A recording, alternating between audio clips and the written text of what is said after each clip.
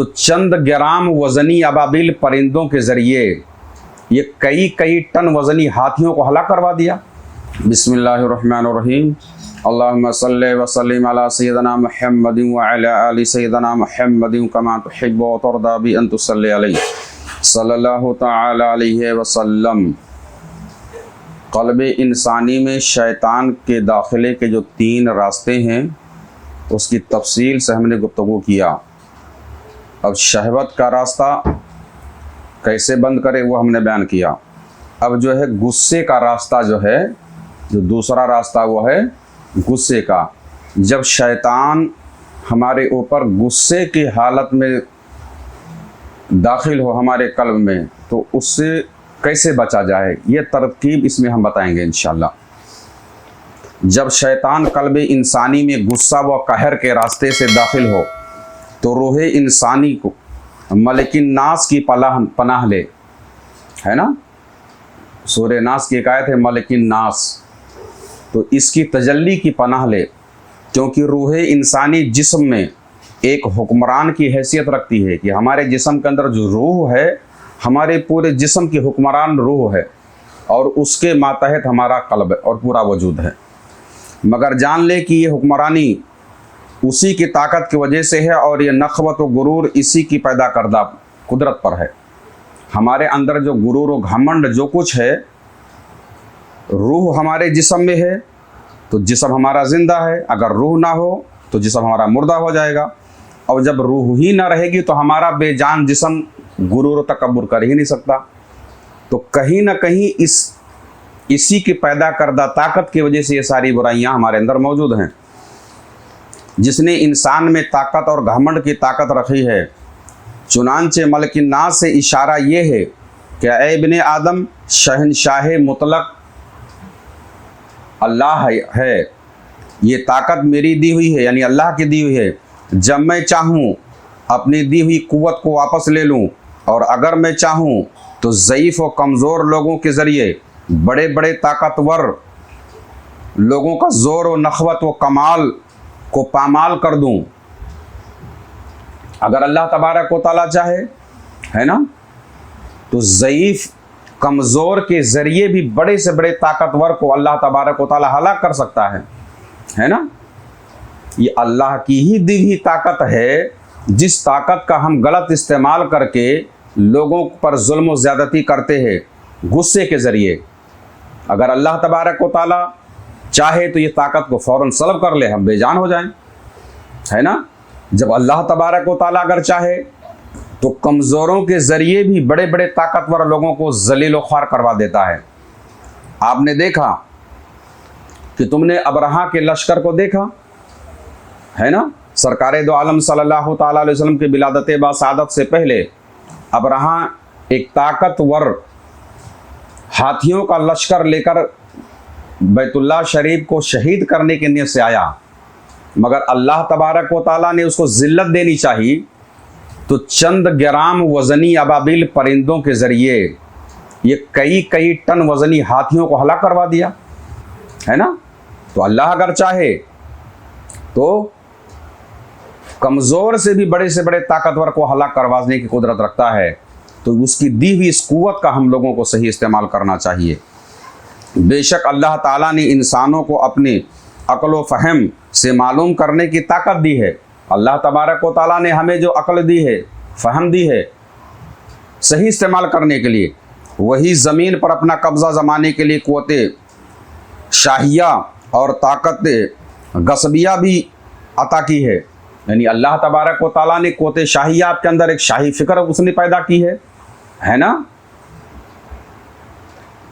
غصب کی قوت جو ہمارے اندر ہے وہ اگر ہمارے اندر روح نہ رہے تو ختم ہو جائے نا، جس کی وجہ سے انسان اپنے مخالفین سے اپنی طاقت کا استعمال کرتا ہے اور خدا کی زمین کو رنگین کر دیتا ہے۔ یعنی یہ قوت قہریہ ہمارے اندر جو موجود ہے، غصے کی طاقت موجود ہے، اسی کے ذریعے بندہ ہلاکت اور تباہی کی سبب بن جاتا ہے۔ چونکہ قہر، غصہ، فساد کی حالت میں شیطان ہماری قوت سبعی پر ہو قہری، یعنی شیطان ہمارے اندر قوت سبعی و قہری کا رخ ہمارے دشمنوں یعنی مخالفوں کی طرف پھیر کر अपने भाई व अजीज़ों की तरफ कर देता है और अक्ल को मगलूबियत की वजह से इंसान पर काबिज हो जाता है, यानी इंसान की अक्ल पर मुकम्मल वो गालिब हो जाता है और उसके अंदर वो कुव्वत जो सही अगर बंदा इस्तेमाल करे तो बड़े काम की चीज़ है। मगर गुस्से की हालत में इंसान पर जब शैतान काबिज होता है और बंदा मलकिन नास की पनाह में अगर नहीं होता है तो उस पर शैतान काबिज हो जाता है और उसके इसी कुव्वत कहरिया का फ़ायदा उठा करके कत्लो गारद, फसाद, जुल्म, ज़्यादती हर तरह के बाज़ार को गर्म करवाता है। इंसान से ये समझता है कि हमसे ज़्यादा ताकतवर और कोई नहीं है। उस वक़्त इंसान को याद रख लेना चाहिए कि सबसे बड़ी ताकत अल्लाह तबारक व तआला की है। इसीलिए मलिकिन नास से इशारा ये है कि रूह अगर मलकुल जिस्म है तो इंसान की तरबियत करने वाला और इसकी तमाम कुव्वतों को ताकत देने वाला मलिकिन नास है ना। हम लोगों को समझना चाहिए कि जहाँ हमारे जिस्म को ताकत देने वाली, चलाने वाली रूह हमारी है, तो वहीं रूह को ताकत देने वाली ज़ात किसकी है? अल्लाह तबारक व तआला की है, जिसकी कहर व हिकमत वो कुव्वत व शौकत की कोई बराबरी नहीं कर सकता। अल्लाह तबारक व तआला कहार भी है, जब्बार भी है ना। उसका कोई मुकाबला कर सकता है? कोई नहीं। तो जब हमारे ऊपर कहर का हाल शैतान दाखिल हो उस ज़रिए से, तो फ़ौरन अल्लाह तबारक व तआला के कहार होने को याद कर लें कि वो सबसे बड़ा कहर करने वाला है। अगर हमने कुछ ऐसी गैर शरई फेल कर दिया फिर उसके कहर व गज़ब से हमको कोई बचा नहीं सकता। अल्लाह की बराबरी कोई नहीं कर सकता। अल्लाह की कुव्वत व शौकत की कोई बराबरी नहीं कर सकता है। इसी के कब्ज़े कुदरत में इंसान के कुलूब की ज़मीन है, वो जिस तरफ चाहे पल में उलट पुलट करके इधर उधर कर दे, और अगर चाहे तो इंसान की जुमला कुव्वतों को इसके हक में कर दे, इसके लिए मुफीद बना दे। अगर अल्लाह तबारक व तआला चाहे, है ना, तो हमारी जुमला कुव्वतों को, हमारी जो ताकत हमारे अंदर मौजूद है, हमारे हक में कर दे, और अगर चाहे तो इसी के जोर और घमंड को इसी के लिए नुकसानदेह बना दे, है ना।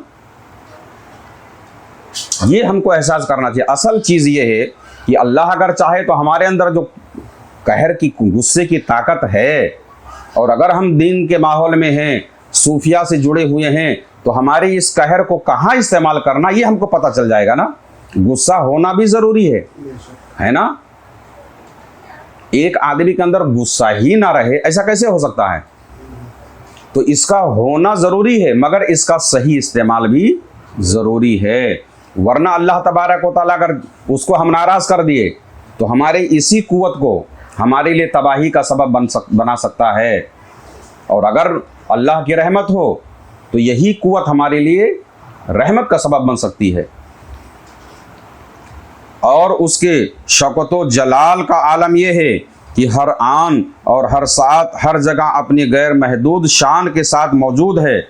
उसकी शहनशाहियत बिना किसी के मदद व शिरकत के हर पर मौजूद हर मखलूक पर कायम है। अल्लाह तबारक व तआला की वो शान है, वो कुव्वत है कि बगैर किसी की मदद की, अल्लाह की कुव्वत उसकी अज़ली है, खुद की है ना। उसमें किसी की कोई मदद की ज़रूरत नहीं। अल्लाह तबारक व तआला अपनी शान के साथ मौजूद है। हमें चाहिए कि कहर व गुस्सा सिर्फ़ अल्लाह और रसूल के लिए इस्तेमाल किया जाए। हमारे अंदर जो गुस्से की सिफत है उसको किस लिए इस्तेमाल किया जाए?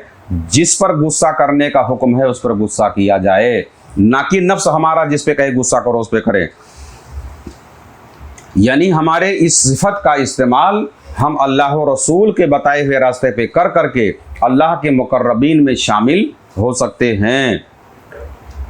असल बात यह है कि कुव्वत कहरिया व सबिया का इस्तेमाल अल्लाह की खुशी के लिए किया जाए तो इस कुव्वत का सही इस्तेमाल होगा, और अगर शैतान के बताए हुए काम के लिए इस्तेमाल किया जाए तो गुनाह व दुनिया में मायूसी का सबब ये बन जाएगा। यानी ये कुव्वत हमारे अंदर जो मौजूद है गुस्से की, उसको हमें कहाँ इस्तेमाल करना है?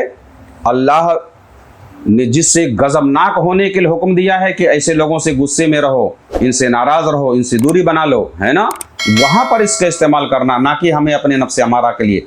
जब शैतान हमारे ऊपर कहर की हालत, कहर की सूरत के ज़रिए हमारे दिल में दाखिल हो, तो मलिक नास की तजल्ली का पनाह लें, अल्लाह से पनाह तलब करें और अल्लाह से खौफ खाएं कि परवरदिगार आलम तू ही कुव्वत वाला है, तू ही ताकत वाला है, तेरी ताकत के आगे हम कुछ भी नहीं हैं। तो जब यह एहसास पैदा होगा, फ़ौरन आपके अंदर गुस्से की ये ताकत ख़त्म हो जाएगी और शैतान अपने हरबे के साथ बाहर हो जाएगा। अल्लाह तबारक व तआला की बारगाह में दुआ है, मौला करीम हम सबको अपने इस गुस्से के पोजीशन को हक काम के लिए इस्तेमाल करने की तौफीक अता फरमाए। आमीन सुम्मा आमीन बिरहमतिक या रहमान राहिमीन। अगर आप भी कुछ रूहानी खिदमत करना चाहते हैं तो इस चैनल को सब्सक्राइब करें और इसका लिंक भी शेयर करें।